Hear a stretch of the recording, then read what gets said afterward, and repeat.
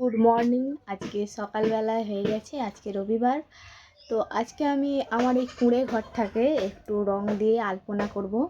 মানে আমার বাপের বাড়ি, শ্বশুর বাড়িতে যেটা করেছিলাম, আমার বাপের বাড়িটা ফাঁকা রয়ে গিয়েছিলো, তো সেটা আমি এখন করব। আর এই যে দেখো, আমি বসে পড়েছি সব নিয়ে।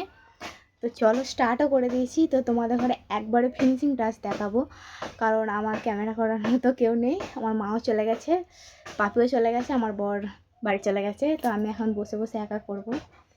তো লাস্টে দেখাবো তোমাদেরকে। তো চলো।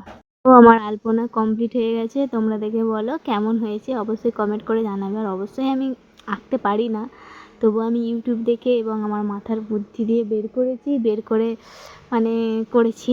তো তারপরে সন্ধে হয়ে যায়, আর এই দেখো আমরা বাজার করতে চলে এসেছি। কাল মানে সোমবার দিন পুজো ছিল তাই, আর আজকে আমি ভিডিওটা ছাড়ছি মানে সোমবার দিন।